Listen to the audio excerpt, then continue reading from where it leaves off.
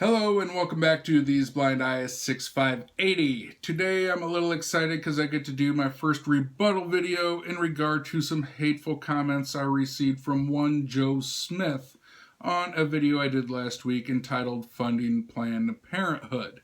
Now, no YouTube channel is official until they receive hateful comments. It is true, I only have 22 subscribers, but thanks to Joe Smith, I am already official. So thanks, bud. So this video is going to be split up into two sections because he made two comments. The first one is going to address the original video Funding Planned Parenthood and whether or not the government actually funds abortions. Second one is more of a psychoanalysis of Joe and the type of man he is. So for the first section now, his first comment stated, "Hey fatso, check the facts, learn the facts," something along those lines, and not one dime of government money goes to abortion. So I went and looked up some numbers to just use as an example to make it more understandable. So in 2013, Planned Parenthood took in $1.3 billion in revenues. $500 million of that was through Medicaid reimbursement. And then there's also another government program who contributes to Planned Parenthood and other nonprofits like it, and it is called Title X Family Planning. I didn't see what they gave in 2013, but in 2009 they gave $70 million. Typically year to year that number goes up. I don't know what it is, but I'm going to stick with the $70 million from 2009. So that's $570 from the government, and then $730 million from other sources for Planned Parenthood. So it is true that technically not one dime is supposed to go towards abortion that comes from the government. However, it does. It's called creative accounting practices. All right, now think about it in these terms. If they need $10 million for abortions because they don't have it from other sources, and they do have $10 million from other sources sitting in the section called, say, cancer screening. They take $10 million out of the cancer screening, put it into abortions, then they take $10 million from the government funds and put it into cancer screening. So it's still paying for abortions. All right? Another example of this would be like, say, the Illinois lottery. When they decided to do the Illinois lottery to help convince residents that even though it's technically gambling, it's a good thing because every penny is going to go towards education. What they did was, if the lottery makes $20 million, that $20 million goes into education. Then they take $20 million out of education from other sources. So if you think for 1 minute that these nonprofit organizations who receive federal funding and who have strings attached to that funding, such as the abortion clause with Planned Parenthood, if you think for 1 minute they're not practicing these things, you're lying to yourself. You can roll a turd in powdered sugar and call it a donut, but it's still a turd. All right? So, just to get into the next section, I'm going to go ahead and talk about, I actually follow two different feminist pages on Facebook. I do not agree with everything that they believe in. I agree with a lot, but I'm not a hardcore extremist. Okay? And so I think Joe saw my video when I posted it on one of their articles regarding government money for Planned Parenthood. And I bring it up because during the debate, I was debating, these people were arguing, and they were just tearing into me. And so when I explained it, and I didn't use the numbers because I didn't have them at the time, but I still explained how money gets moved around, so government money is still getting used for abortions. They didn't have anything to say to that other than I was a Republican, and I watch Fox News, and I just want to control women's bodies. So first, I don't want to control women's bodies. I kind of prefer it was the other way around. But anyway, that might be TMI. So to address the other two, I'm not a Republican, and I freaking hate Fox News.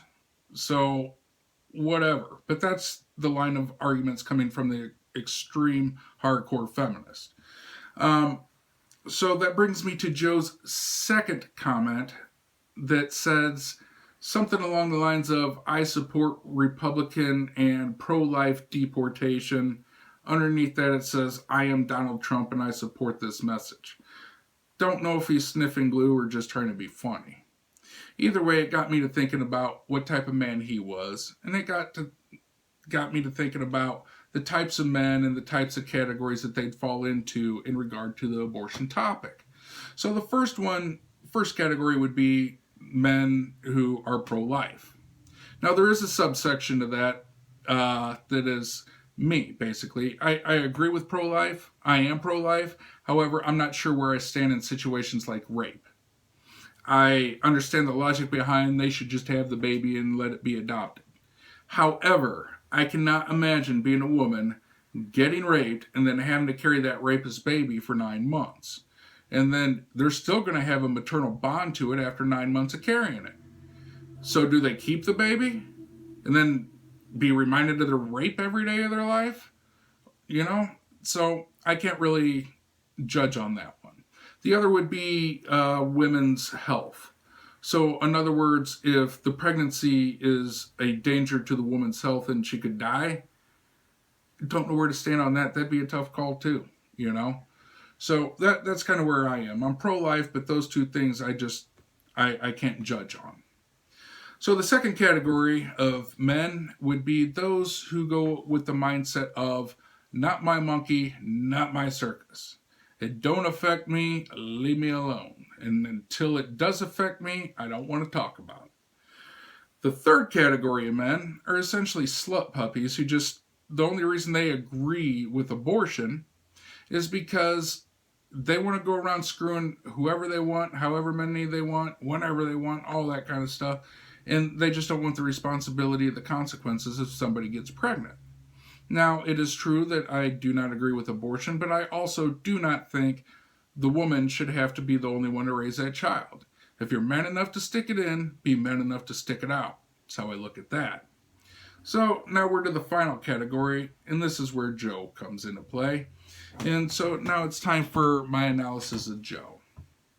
So Joe, you can tell by his arguments that he saw my video on one of those feminist pages. Now, he's the kind of guy who reads every article, reads every comment, every reply, watches every video. He studies it. He tries to memorize it. And then when he sees somebody like me who just doesn't jump on the bandwagon and believe in everything that they believe in, then he goes in for the kill and he jumps on me and starts trying to tear me apart because he's just hoping one of them's going to see it. And then he's just hoping one of these women will start chatting with him on Facebook. And then he's just hoping maybe one day they'll meet him for coffee. And then maybe one day he might actually get laid. Because see, Joe, he couldn't get laid in a woman's prison with a pound of pot. See, Joe's a little man. He's probably about 5'3". He probably comes in at a whopping 78 pounds. And he doesn't like himself because of this. And so he's got himself a membership at Planet Fitness. And he goes and he trains hard. And he should be proud of himself. He finally got up to them 10-pound dumbbells. I should say dumbbell, I guess I should, because he only uses one at a time because he's got to keep one hand free to hit the lunk alarm just in case anybody remotely intimidating comes within 20 feet of him. All right? And there's been a time or two with his friends. He's got one or two close friends that are just like him. And once or twice, he slipped up and referred to it as what it really is, and that's a panic alarm.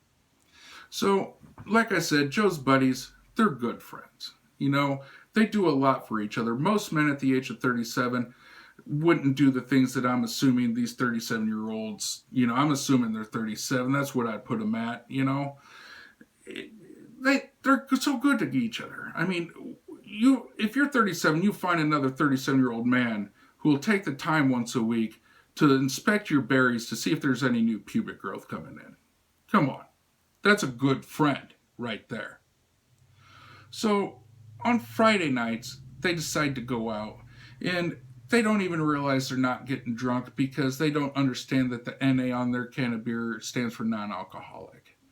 But Joe finds himself a woman who's sitting by herself, and he goes up and he tries to buy her a drink, and she finally gives in and lets him.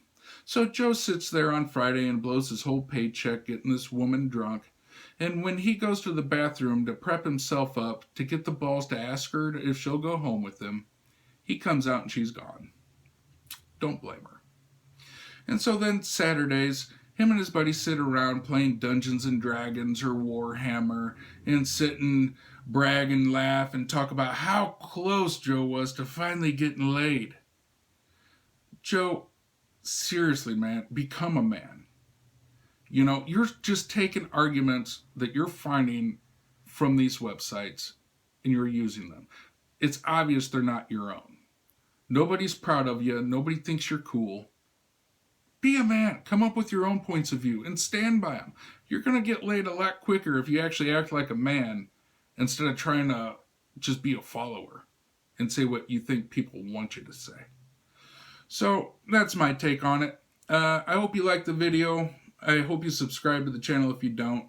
This isn't the only type of topic I do. I do a lot of stuff. So I hope you share the video. And if you have any questions for me, obviously you can leave them in the comment section, or you can email me directly at littlemb6580@gmail.com.